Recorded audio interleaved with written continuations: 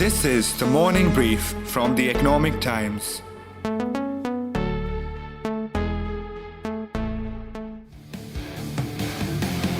मैं लड़की हूँ, लड़ सकती हूँ, मैं कुछ भी कर सकती हूँ। हर वक्त क्या मेरे याद है, मैं चांद को लांघ भी सकती हूँ। This is not a song from the latest Bollywood movie, but it is the slogan of the Congress Party's campaign in the ongoing elections in Uttar Pradesh.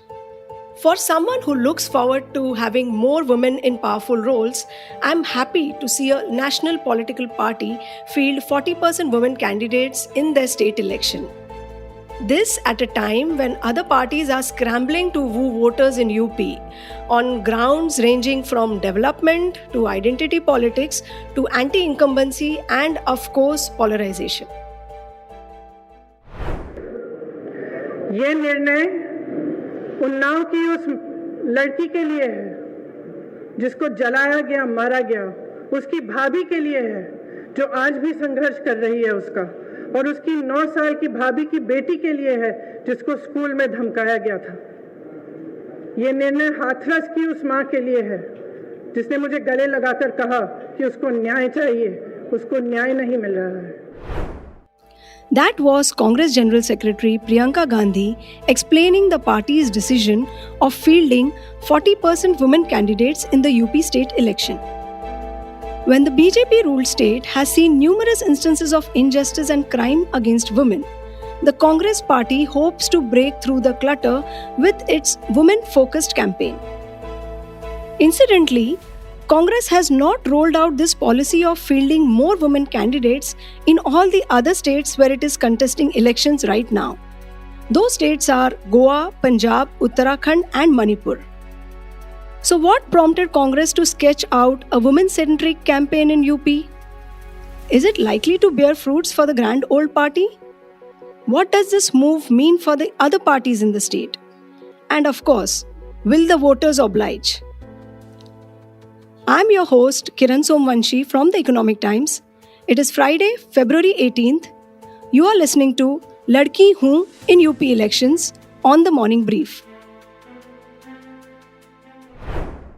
India has had a 70 plus year history of elections and democracy, and a representative democracy at that. And I think it's quite common knowledge that the best we've been able to do for ourselves is about 14% women in parliament. And the average across the states hovers under 10% for the most part. So, and if you look at the reason why that is so, the outcomes cannot exceed the inputs. And you will see that the average percentage of female candidates that parties field for the elections comes to only about 8 to 9%. That was Tara Krishnaswamy, co-founder of Political Shakti, a non-partisan organization working for increasing women MLAs and MPs in the country. The Congress's move of fielding more women candidates is a welcoming one, especially in a state where there are 38 women legislators in an assembly of 403. Of the 166 candidates that the Congress has fielded so far in the UP elections, 66 are women candidates. When any party, especially a mainstream party, fields 40% women candidates, the TMC has done it in multiple elections. The BJD has done 33% women candidates in the last parliamentary election. The JDU did about 19-20% female candidates. And now the Congress is doing 40% women candidates. So you've got to see this as a progression. You've got to see this as an opening up of democracy to welcome more players. And each one of these steps is important to lead to the final outcomes of a genuinely participative representative democracy. So the salience of this, I think, goes beyond the Congress party. So the Congress's move is not a pioneering one, but part of a natural progression that we have seen in Indian politics. I asked my colleague Vasudha, what prompted the Congress to take such a stand? I think political parties now understand that women have started voting independently, and they also have the electoral strength to make a difference. So each one of them is basically looking at ways to get the women first. And in the last few elections, as you see in Bengal and in Bihar, the incumbents, both TMC and Nitish Kumar's JDU with BJP, came to power because the women actually played an important role. So I think what the Congress party is trying to do now in UP is fix a lot of things that went wrong with the party's organization in the last 30 years. We all know that this Congress party has been in a state of decline. And, out of 7 MLAs, it just has 2 MLAs left with the party right now. So I think it needs some sort of a moral push, some sort of a moral momentum to it. It wants to make a splash. At the same time, have an issue that it can latch on to something that helps it get track of the bigger narrative.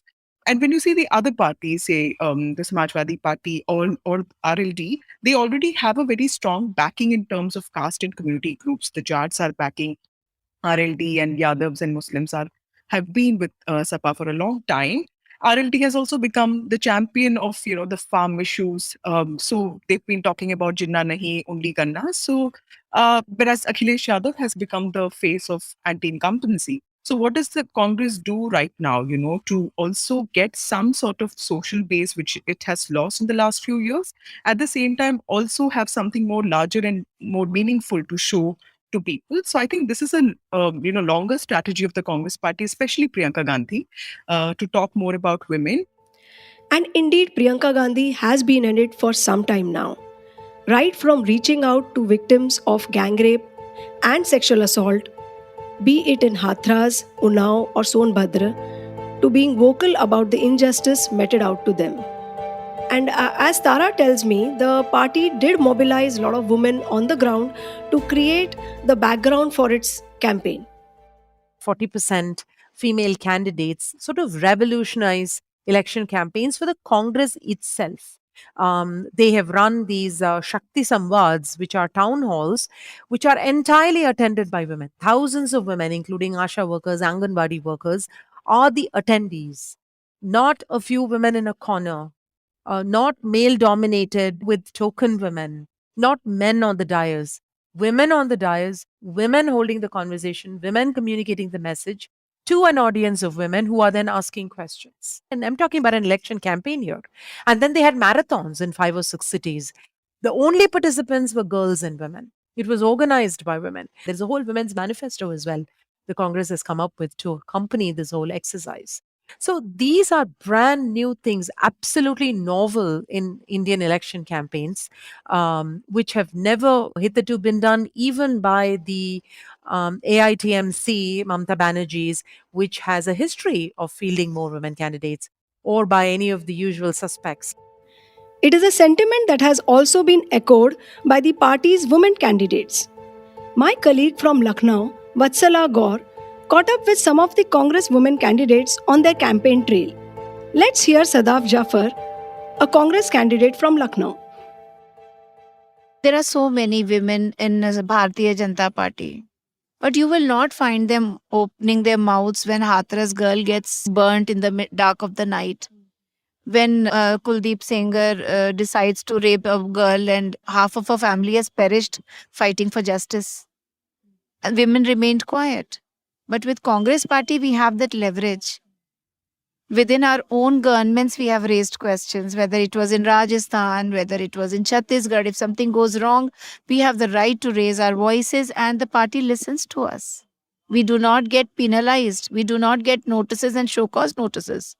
When we raise voices, and most of the times our issues are resolved within the party forum. So being a party which stands by you and by your struggles and by your voice is a rarity these days. You will not find these regional parties. You will find Ms. Moitra being snubbed in front of so many people by Mamta Banerjee. Despite the fact, I believe she has the sanest voice in TMC. But that does not happen with us. My leader is a phone call away. She listens. She stands by her women leaders. I know that in the middle of the night, I remember in the middle of the night when my hoarding came up, I messaged her and I said, Didi, my hoardings are all over the city and I feel worried for my children. And she said, Sadaf, if you want to be rehabilitated, I'm there for you. If you need any kind of help, I'm there for you. I said, no, Didi, I'll stay here and I'll fight it. And she said, okay, so be it. In that case, we will stand by you. As an activist, Sadaf faced arrest and abuse during the anti-CAA protest. Another Congress candidate, Mamta Chaudhary, hailing from a political family in Mohanlalganj, had this to say. Now you go in between the public. Public straight away says, we want employment. Okay, महंगाई कम होनी चाहिए. Females say that we want security. They are not worried about who is going to win of which caste. Like if you talk about Mohanlalganj, people are not talking about anything about the caste. They never asked me that which caste I am. But they complained about what problems they had, and they said, if you are there, we trust you that you will work for us. So now they want work. UP की जनता को काम चाहिए अब. ठीक है? That Jatwad and that Dharamwad and all of those fundas of BJP and Sapa and Baspa are gone away. So it's now Priyanka ji, it's ladki hu lad sakti hu, and it's straight away what we say. They all are talking about garmi and charbi, and we people are talking about yuva bharti. This is our slogan. We are not interested uski garmi nikal do, uski charbi nikal do. We are just interested कि हमारे युवाओं की भर्ती निकाल दो. So this is what we are going to do. These words sure are meant to strike the right chords. However, as Vasudha tells me, it has not been an easy ride for the Congress party to rope in these women candidates. Congress faced quite a few jolts as some of its key women campaigners betrayed them. Now, this comes as a big embarrassment for the Congress party right ahead of Uttar Pradesh polls. Priyanka Maurya, the poster girl of Congress Ladki Hu Lad Sakti Hu campaign, is all set to join the BJP. Maurya has now alleged that the distribution of tickets was rigged in the Congress and that the party used her face and her social media following for the campaign. Critics are quick to jump and point out the flaws in the Congress's women-centric campaign. They are debunking it as a lip service. Here's what sitting MLA Aditi Singh from Rai Bareli had to say. Ahead of the elections, she quit Congress to join the BJP. Firstly, as far as Ladki Hu, Lad Sakti Hu and all of these different slogans go, I think most people do understand it more than we realize. Is that it is all just sloganeering. It's just a political campaign. It's nothing more than that. It's nothing at the ground. It does not translate into anything. It's completely bogus in terms of you're talking about women, you're talking about, empowering them and having them hold political offices and promoting them to hold political offices. But if you were really indeed so sincere towards that cause, why are you not implementing this policy in other election-going states where you actually are in a much, much stronger position than you are in Uttar Pradesh? Not even near 20% of the tickets have been given to women in these other election-going states where they actually have something to lose, right? So it's sort of like they're ticking a box here, ki haan 40% humne di, just because they know that it's not going to result to anything. In a House of 403 last assembly, in 2017, they were at 7 seats. So they certainly know where they stand. They certainly know that they have nothing to gain in Uttar Pradesh. And that's why they're going around distributing this lollipop. So, will the voters be impressed with the high ground that Congress has taken? Or will they look through the campaign? We asked a few voters in cities across UP about what they thought of the Ladki Hu campaign. Are they really likely to vote for a woman candidate? ये power का काम कर रही हैं हमारी प्रियंका जी, लोगों को power दे रही हैं जी, इसका बेनिफिट इनको मिलेगा. इनको पूरी ईमानदारी के साथ काम भी करना चाहिए. लड़की हूँ, लड़ सकती हूँ तो बहुत अच्छी बात है. जब तक महिलाएं, माताएं, बहनें ये सब सशक्त नहीं होंगी तब तक देश का या किसी भी जगह का, या यूँ कह लीजिए आप किसी एक घर परिवार का भी विकास संभव नहीं है. पूर्ण विकास चाहते हैं, अच्छे से रहना चाहते हैं तो लड़कियों को, माताओं, बहनों को तो शिक्षित होना और उनको आगे बढ़ना बहुत ज़रूरी है. इलेक्शन आने के टाइम पर सब लोग बड़े बड़े वादे करते हैं और इलेक्शन के बाद कोई पब्लिक का साथ नहीं देता। एंड रही कांग्रेस की बात, तो इतने सालों से जब कांग्रेस सरकार में थी तब तो उसने कुछ किया नहीं, बस पब्लिक को गुमराह करती रही और वही काम वो एक बार फिर से कर रही है। कांग्रेस का जो ये महिलाओं को ज़्यादा सीट देने का डिसीजन है, मुझे चुनावी एजेंडे से ज़्यादा और कुछ नहीं लगता। खुद को यूपी की बेटी बताने वाली प्रियंका गांधी जब पंजाब में यूपी वालों के अपमान पे ताली बजाती हैं तो शायद उन्हें ये चुनावी एजेंडा याद भी नहीं रहता।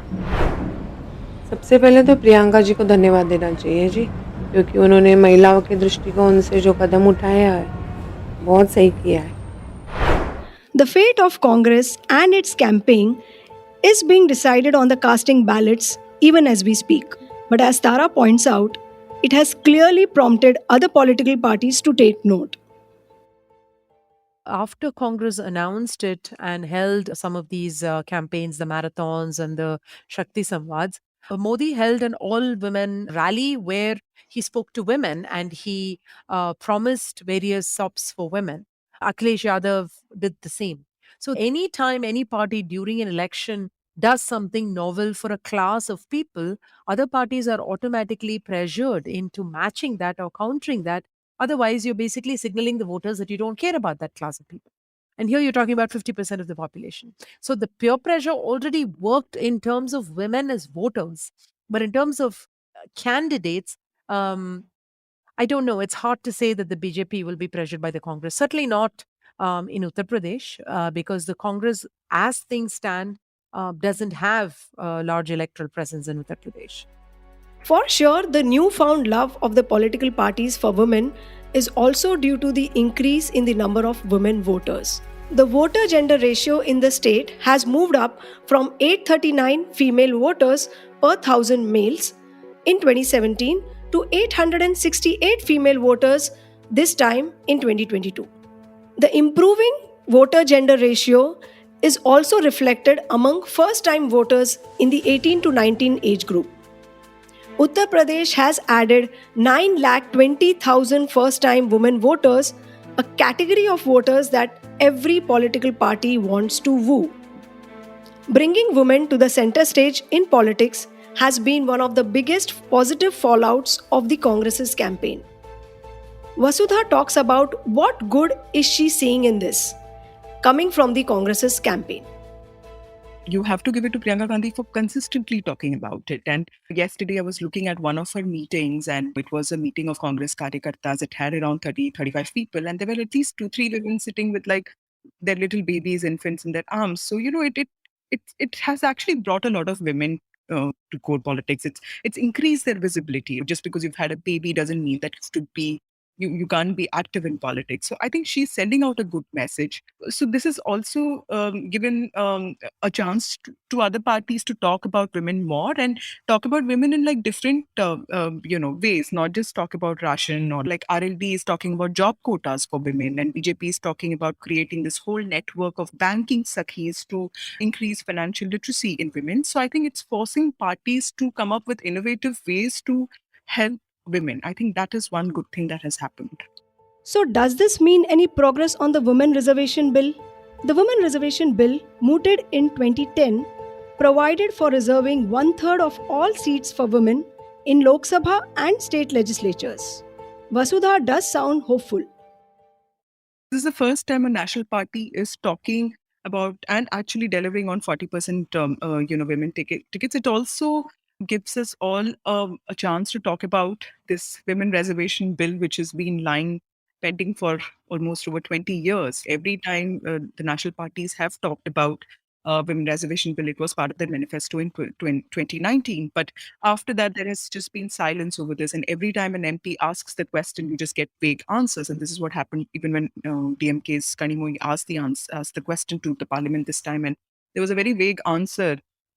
So I think this basically will basically set the stage for how we want our women to be. And we've seen that the country has been promoting local body female lawmakers at a state level. We have reports which basically say that women as sarpanchs have actually led to better policy making in terms of health and hygiene. So I think this will also prompt political parties to reach a consensus and ensure the passage of the Women's Reservation Bill. Amen to that. Coming back to Congress, the most important question for the party will be whether its high decibel campaign is going to improve its performance in this election. Vasudha offers a plausible explanation. I think the Congress has to fix a lot of things about its organization. Congress has been in a state of steady decline, and in UP, the party has just remained, a party of big shots. It has all these feudal lords who run their fiefdoms and cliques, and the party performs differently during Vidhan Sabha, very differently during Lok Sabha. The party has also lost the bastions of the Gandhis, which have roots going back to Motilal Nehru. So that way, I think UP has been very disastrous for the Congress. And a lot of efforts by both Gandhis have not been able to rescue the party here. So this is going to take more than a woman's pitch for the Congress. And I think that is what Priyanka Gandhi probably needs to do right now. The Ladki Hoon campaign may not change the fortunes of the Congress in the UP state elections, but it has been a good foot in the door strategy for the National Party. Congress is raising its voice on a sensitive issue and one which is likely to get the attention of the voters. However, more than the Congress, the Ladki Hoon campaign is going to provide a boost to the cause of having more women representatives in our parliamentary democracy. It is a move that is likely to be emulated by other state parties and national parties in the forthcoming elections. Tara is hopeful about this. It is one dot along the trajectory. When TMC did this, nobody could have predicted that Mamta will do it. And after Mamta did it, the fire caught in Uttar Pradesh in BJD. Nobody could have predicted it. Why Odisha? Why did Naveen Patnaik do it?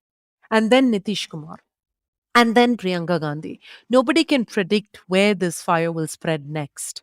It could be any one of the regional parties, or it could be the BJP themselves. You exert enough pressure, who knows? They might even table the bill. So we'll have to see. I think it's very, very difficult to predict, but it surely exerts pressure. So I think it's like a virus, a very, very slow virus. It's spreading, but it's the good kind of virus that you want to spread fast and become ubiquitous and become the norm. So here we are. While we have a much needed political campaign focusing on women, it is footed by a party that is not so popular in the state and is unlikely to get its women candidates the place that they deserve. However, the good part is that the campaign does draw attention towards women representation in politics, and it's an issue that needs all the attention that it can get. So that's all for today. You were listening to Ladki Hoon in UP elections on the Morning Brief. This episode was produced by my colleague Surbhi Modi and Swati Joshi from Awaz. Sound editor Varun Kapahi from Awaz. Executive producer Arijit Burman. Do write in with your feedback at themorningbrief@timesgroup.com. The Morning Brief airs every Tuesday, Thursday and Friday. Thank you and have a good day. All clips used in this episode belong to the respective owners. Credits mentioned in the description.